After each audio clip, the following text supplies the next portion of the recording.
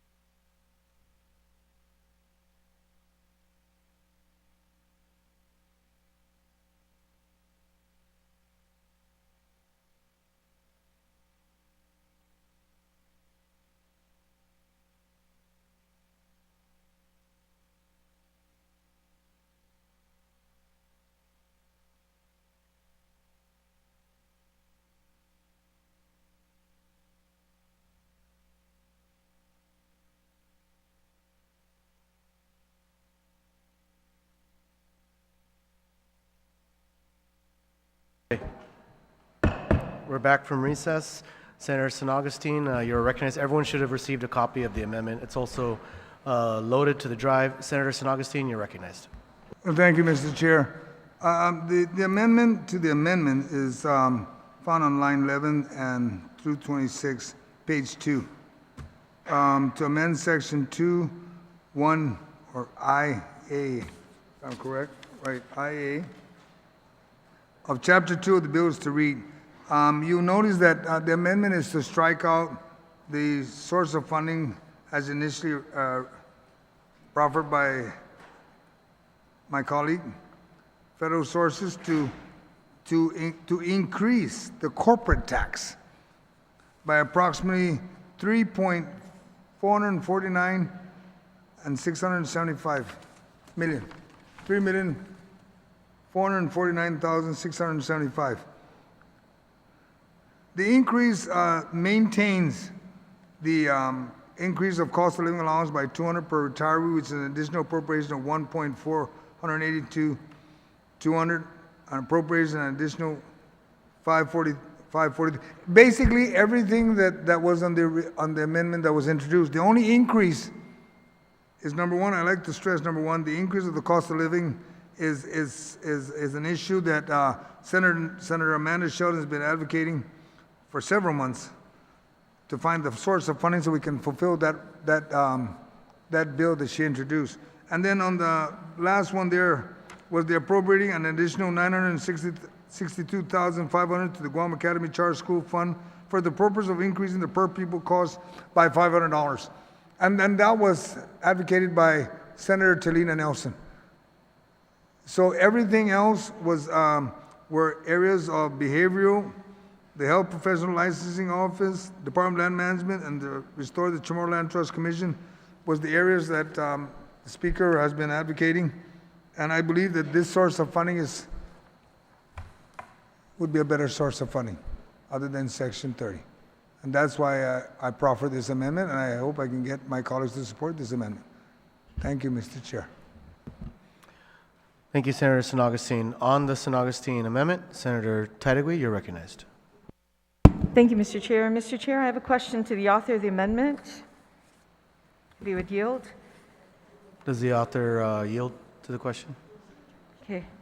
Oh, I'm sorry. State your question. Okay, my question is then, the total general fund now will be at what amount? Right now, in this bill, the substituted bill, the total general fund revenue is at $809 million, $922,190, which is comparable to the FY2022 of $103 million increase from one year to another.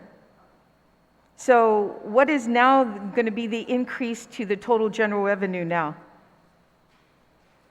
Does the author yield to the question? Yes, Mr. Chair, if you look on the first sheet of the paper, it says total income taxes increased by the 3 million plus. It shows from 359,808,270 to 363,257,945. And then as you're asking for the total increase all the way across the board,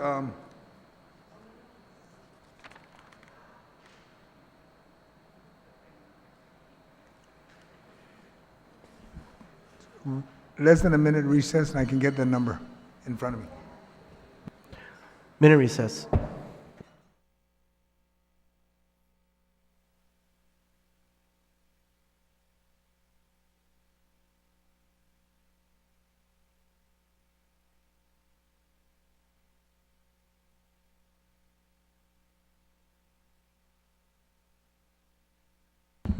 Mr. Chair. Okay, we're back from our short recess. Senator San Augustine, you're still recognized. The total general revenue would be from would be 813,371,865. Okay, thank you, Mr. Chair, for that. Yeah, for that. Does this also incorporate? Well, the prior amendment was an increase of 2.4 $2,487,175. That's $2,487,175 was the increase. This one now is increasing it to $3,449,675, which the author said it just increased our general fund revenue up to $813,371,865. With that being said, does this incorporate the increase of the pharmaceutical fund as well? And would that subtract from the total? Or would, because if it was spoken earlier, also, so that's one question. And the other question is regarding, since he's going to run and check that, you can also check how much on the charter school is intended. That was added to this, at least it wasn't added to the amendment, it's just a comment made, right, to the First Amendment from the Speaker. So I'd like to know how much has been set aside for the charter schools. And I do know that it was at $6,200 last year, and the substituted bill gave it at $7,000. So it was already increased from last year to this year to $7,000. So I'm trying to figure out what we are trying to increase it some more. And what's the justification? And also, maybe I'll hold off because the other question I had is, what makes us think that we can increase the corporate taxes? What gives you, the premonition of it being higher than what was already in the substituted law? So there's several questions. Thank you. Senator Sinagasine. I can probably answer most of them, but I'll start with the corporate tax. If you remember, my colleagues, when we were in discussion with the panel, they identified 95 million. OFB identified 85. And we're just making a little bit of an adjustment up, not matching what BBMR presented to us. I hope that answers that on the corporate tax part. Well, no, it really doesn't, because this bill was thought out by OFB and discussed amongst everyone else, and the corporate tax was comfortable at 85.716966. So there must have been some kind of epiphany or change for it to go up by $3.4 million. But, if that's his answer, I have several other questions that need answering, though.